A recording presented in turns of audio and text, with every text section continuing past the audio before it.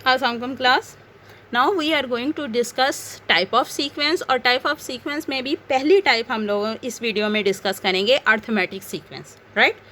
Let's begin with the definition.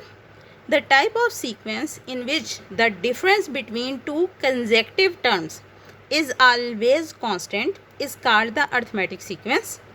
ऐसा sequence जिसकी दो टर्म्स के दरमियान जो डिफरेंस आ रहा है वो कोई कांस्टेंट वैल्यूज़ हो, हर दो टर्म्स के दरमियान जो डिफरेंस आ रहे हैं अगर वो कांस्टेंट रह रहे हैं तो वो सीक्वेंस हमारे पास अर्थमेटिक सीक्वेंस कहलाते हैं। For example -1 3 7 11, right.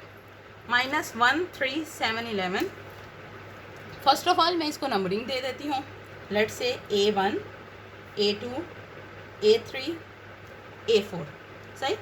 अब क्योंकि मैंने डिफरेंस फाइंड करना है तो डिफरेंस हम लोगों ने क्या करना था, सेकंड वाली टर्म में से फर्स्ट वाली टर्म माइनस करनी है, सही। मतलब A2 माइनस A1, यहाँ पे A2 किसके बराबर है 3 minus -1 which is equal to 3 minus minus +1 which is equal to 4, सही। ये हम लोगों ने दो टर्म्स का डिफरेंस लिया, 2 और 1 का, सही। अगर मैं A3 और A2 का हिसाब लेती हूँ, A3 माइनस A2 चेक करते हैं, सही, जो डिफरेंस लेना चाहते हैं। A3 माइनस A2 मतलब 7 minus 3 which is again equal to 4। Again A4 minus A3 is basically equal to 11 minus 7 which is again equal to 4। एक चीज़ जो तुम लोग याद रखो, हम लोगों ने यहाँ पे A4 माइनस A2 वाली सीक्वेंस अगर हम लोग डिफरेंस लेते हैं तो वो इक्वल टू 4 नहीं आता, और अगर वो इक्वल टू 4 नहीं भी आता तब भी हमारे अर्थमेटिक सीक्वेंस पे फ़र्क नहीं पड़ता, क्योंकि हम लोगों ने कहा था कि सिर्फ दो कंसेक्टिव टर्म का डिफरेंस जो है वो सेम आना चाहिए, सही। अगर तुम टर्म्स बीच में से छोड़ के उनका डिफरेंस लोगे तो उसका कांस्टेंट आना ज़रूरी नहीं है, सही। सो ये वाली मिस्टेक मत करना। अगर तुम लोगों ने डिफरेंस चेक करना है तो वो कंसेक्टिव टर्म्स का होगा, 2 में से 1, 3 में से 2, 4 में से 3, दैट्स इट, सही। ये नहीं कि 4 में से 1 माइनस करने लग जाओ, ये वाला तरीके से तुम लोगों के पास कांस्टेंट डिफरेंस कभी भी नहीं फाइंड हो सकेगा, सही। सो फिर से अगर डेफिनेशन को गो थ्रू करें, टाइप ऑफ अ सीक्वेंस, ये एक सीक्वेंस है, सही। ऐसे सीक्वेंस जिसमें दो कंसेक्टिव टर्म्स 2 और 1 का अगर मैं डिफरेंस लेती हूँ मतलब दोनों को सब्ट्रैक्ट करती हूँ, सही, तो जो वैल्यूज़ हैं वो ऑलवेज कांस्टेंट होनी चाहिए। अगर तुम चेक करो मैंने यहाँ पे 3 मुख्तलिफ डिफरेंसेस लिए हैं, 2 1 3 2 4 3, सारों का डिफरेंस जो है वो 4 आया है, सही। सो जो कॉमन डिफरेंस है इस सीक्वेंस में वो 4 है। मतलब -1 में मैं 4 ऐड करती हूँ तो 3, 3 में 4 ऐड करती हूँ तो 7, 7 में 4 ऐड करती हूँ तो 11, और इसी तरीके से अगर मैं 4 ऐड करके टर्म लिखना चाहूँ तो हमारे पास प्रेडिक्टेड वैल्यू जो है वो 15 के अराउंड आएगी, राइट। सो कॉमन डिफरेंस इसमें हमारे पास 4 है। क्योंकि इसमें कॉमन डिफरेंस पाया जाता है इसलिए ये हमारे पास अर्थमेटिक सीक्वेंस की एग्जाम्पल है। इसी तरह से तुम लोग नीचे देख लो सेकेंड वाली एग्जाम्पल, 7 4, मतलब 4 में से 7 माइनस करें हमारे पास -3 आता है, क्योंकि हम सेकंड में से फर्स्ट टर्म माइनस करते हैं, सही। सो इसी पैटर्न के पॉइंट ऑफ व्यू से ये एक डिक्रीजिंग सीक्वेंस है। डिक्रीजिंग का मतलब जिसमें वैल्यू पहली वैल्यू जो है वो जिसमें दूसरी वैल्यू जो है वो पहली से छोटी होगी वो डिक्रीजिंग सीक्वेंस होगा, और जिसमें वैल्यूज़ इंक्रीज़ हो रही हैं, एलिमेंट्स की नंबरिंग जो है बढ़ रही है, वो इंक्रीजिंग सीक्वेंस हो जाएगा। ये हमारे पास फिलहाल डिक्रीजिंग सीक्वेंस है, राइट। डिफरेंस भी अगर तुम लोग देखो तो -3 का है।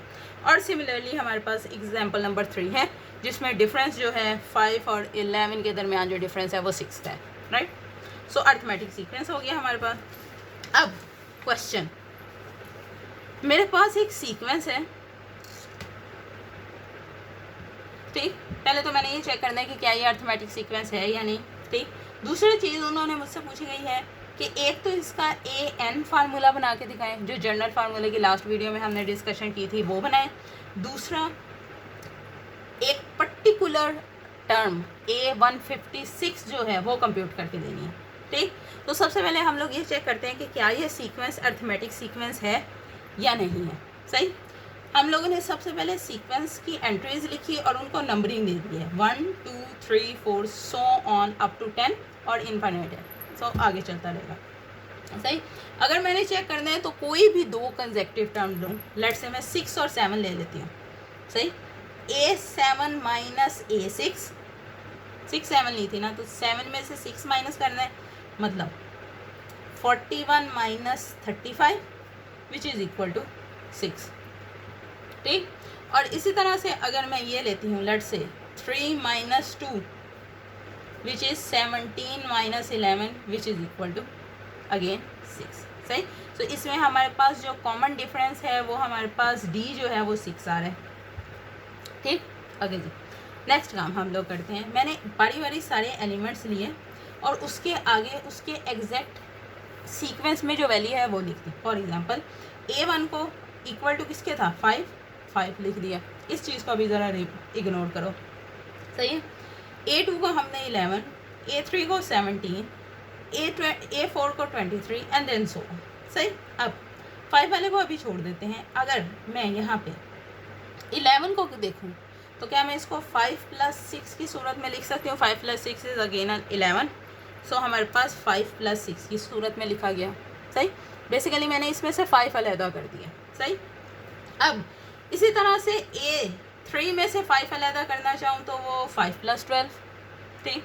इसी तरह से 23 में से 5 अलहदा करना चाहूँ तो 5 + 18। 5 में इसलिए अलहदा कर रही हूँ क्योंकि 5 जो थी वो हमारे पास पहली टर्म थी, राइट। सो इसलिए मैंने 5 का एक सीक्वेंस, एक जनरल फार्मूला बनाना चाहती हूँ। ठीक। सो इसके लिए हम लोग ये 5 बना रहे हैं। सही। क्वेश्चन, हम लोग जनरल फार्मूला बनाना क्यों चाहते हैं, पहले भी वीडियो में डिस्कस किया था, एक दफ़ा फिर से डिस्कस कर लेते हैं। ठीक। फॉर एग्जांपल यहाँ पे इस वक्त हम लोगों ने कहा है कि जो कॉमन डिफरेंस है वो 6 है। सही। और अगर इस वक्त मैं A11 की वैल्यू पूछूं तो तुम लोग मेरे ख्याल से बहुत आसानी से प्रिडिक्ट कर सकते हो कि वो 65 के अराउंड आ जाएगी। सही। क्यों, 59 में 6 प्लस किया, हमारे पास 65 बन गया। सही। ओके जी। अब अगर मैं A15 की वैल्यू पूछती हूँ तो मेरा ख्याल है वो भी कोई इतनी ज़्यादा मुश्किल नहीं है और वो भी तुम लोग प्रिडिक्ट कर सकते हो। ठीक। ईजिली फाइंड हो सकती है। मतलब 6 को जो है अगर मैं 4 टाइम ऐड करूँ 65 में तो लेट से मुझे A15 की भी वैल्यू मिल जाती है। सही। लेकिन अगर मैं तुम लोगों से इस वक्त ये वैल्यू पूछ लेती हूँ, मुझे तो ये भी नहीं पता चल रहा कि मैंने कितने 1 डाल दिए हैं। सही। अगर मैं तुम लोगों से ये वैल्यू पूछती हूँ तो आई डोंट थिंक सो कि ये तुम लोगों के लिए कंप्यूट करना कोई आसान काम है, बल्कि शायद कंप्यूट कर ही नहीं सकते इस वक्त। सही। सो इसके लिए मुझे कोई ना कोई जनरल फार्मूला चाहिए जिसमें मैं डायरेक्ट एक आध या 1-2 वैल्यूज़ रखूँ और मेरे पास आंसर आ जाए। सही। इस वक्त तुम लोगों को बहुत ही ज़्यादा वैल्यू लग रही है, लेट्स से मेरे ने बहुत ज़्यादा 1 डाल दिए हैं। सही। मैं एक रिमूव कर देती हूँ, क्या अब भी तुम लोगों की कैलकुलेशन तुम लोगों के लिए पॉसिबल है? मतलब 10 के बाद 11, 11 के बाद 12, फिर 13, 14, 15, मतलब इस तरह से काउंट करते जाओ तो क्या कैलकुलेशन पॉसिबल है? अभी भी मुश्किल है, तो अगर लेट से 2 और कम कर देते हैं। अब सॉरी 8117 टर्म हम लोगों ने फाइंड करनी है। कंप्यूट हो सकती है लेकिन बहुत ज़्यादा टाइम कंज्यूमिंग होगी, अनलेस कि मैं कोई जनरल फार्मूला ना बना लूँ जिसके ज़रिए 1-2 वैल्यूज़ डालने से ही मुझे ये एग्जैक्ट एक्यूरेट वैल्यू मिल जाए। सही। सो इसके लिए मुझे जनरल फार्मूला चाहिए और वो जनरल फार्मूला हम लोग यहाँ डिस्कस करने की कोशिश कर रहे हैं, राइट। ओके जी। सो हम लोगों के पास 5 को मैंने एज इट इज़ रहने दिया, A1 को। सही। और बाकी सारों को A1 के हिसाब से तोड़ना शुरू कर दिए। ठीक। ओके जी। नेक्स्ट चीज़ जो मैं ऑब्जर्व कर रही हूँ, पहले तो इनका हमने 5 के हिसाब से अलहदा कर लिया था। नेक्स्ट चीज़ जो हम ऑब्जर्व कर सकते हैं वो है 6 का table. 6, 12, 18, 48, 54, so on, right. So 6 का टेबल बन रहा है। अगर इसको यहाँ पे इस तरह से इसको तो एज इट इज़ रहने देते हैं 5 + 6। अगर इसको 6 के हिसाब से लिखा जाए तो क्या ये इस तरह से लिखा जा सकता है 5 + 2 6, 18 को 5 + 3 6। नाउ ऑब्जर्व दैट A4 और इसका कंपैरिजन करते हैं। A1 + 3 6। A1 हमारे पास क्या था, फर्स्ट टर्म। सही। 6 हमारे पास था कॉमन डिफरेंस। सही। और 3 को क्या इस तरह से लिखा जा सकता है 4 - 1, राइट। इसी तरह से 9 को देख लेते हैं, A10 को देख लेते हैं। A10 का बन रहा था हमारे पास 59, और अगर मैं 5 अलहदा कर देती हूँ तो ये बन जाता है 5 + 54 which is basically equal to 5 + 9 × 6। और इसको अगर मैं लिखना चाहूँ फार्मूले की शक्ल में तो A1 प्लस क्या था 10 - 1 × D, मतलब यहाँ पे जो भी एलिमेंट लिखा जाता है उससे एक तादाद कम करके अगर लिखूँ तो मेरे पास उसकी वैल्यू बन जाती है, राइट। इस हिसाब से अगर मैं A11 लिखना चाहूँ ये फार्मूले के हिसाब से 5 + 11 - 1 6 विच इज़ इक्वल टू 5 + 10 6, मतलब 65। अभी हम लोगों ने यहाँ प्रेडिक्ट किया था इसको, ठीक। और अगर इसी चीज़ को सीक्वेंस चेक करते हुए AN के लिए फार्मूला बनाना चाहूँ तो वो हमारे पास क्या आ जाएगा 5 + 6, वो एज इट इज़ है। N की जगह यहाँ पे जब 12 था तो क्या था 11, मतलब 12 - 1, तो N क्या हो जाएगा N - 1, 5 + N - 1 6। और 5 हमारे पास क्या था यहाँ पे फर्स्ट एलिमेंट, और 6 हमारे पास क्या था कॉमन डिफरेंस, सही। अगर ये दोनों वैल्यूज़ रिप्लेस कर देती हूँ तो हमारे पास ये वाली वैल्यू बन जाती है AN is basically equal to A1 + N - 1 D। यहाँ पे अब हमारे पास जनरल फार्मूला बन गया। इस जनरल फार्मूला के ज़रिए मैं कोई भी टर्म किसी भी सीक्वेंस की किसी भी टर्म को इजीली कंप्यूट कर सकती हूँ पीछे वाली बाकी सारी टर्म्स निकाले बगैर, राइट। ओके जी। सो क्वेश्चन में हम लोगों को क्या क्या पूछा हुआ था, एक तो इसका हमने AN फाइंड करना था, वो हमारे पास AN आ गया है। दूसरा हम लोगों ने A156 फाइंड करना है, मतलब जहाँ N है वहाँ पे आप 156 लिखा जाएगा, सही। सो N में मैंने 156 A1 as it is plus N की जगह 156 - 1 D।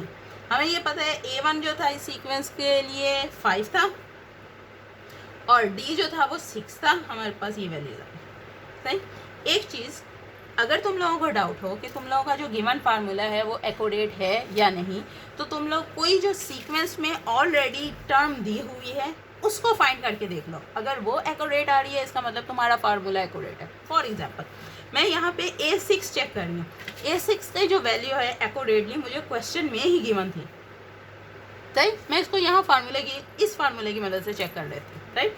A1 की जगह हमारे पास लेट्स से एग्जैक्ट फार्मूला लिखा, जहाँ पे N था वहाँ पे बस 6 लिख दिए, सही। देन A1 और D की वैल्यू पुट की है और सिंप्लीफिकेशन के बाद मेरे पास A6 इस वक्त फार्मूले के ज़रिए 35 आ रहे हैं, जो कि ओरिजिनल सीक्वेंस में भी 35 है, सही। इसका मतलब कि जो मैंने फार्मूला बनाया है जनरल फार्मूला इस सीक्वेंस के लिए वो एक्यूरेट है, सही। Again arithmetic sequence type of a sequence है, और ऐसे सीक्वेंस है जिसमें दो कंसेक्टिव टर्म्स के दरमियान जो डिफरेंस है अगर वो कॉमन आ रहा है सारे सीक्वेंस के लिए, तो ऐसा सीक्वेंस हमारे पास अर्थमेटिक सीक्वेंस कहलाता है और उसका जनरल फार्मूला ये इस तरह से दिया जाता है, राइट। थैंक यू, अल्लाह हाफिज़।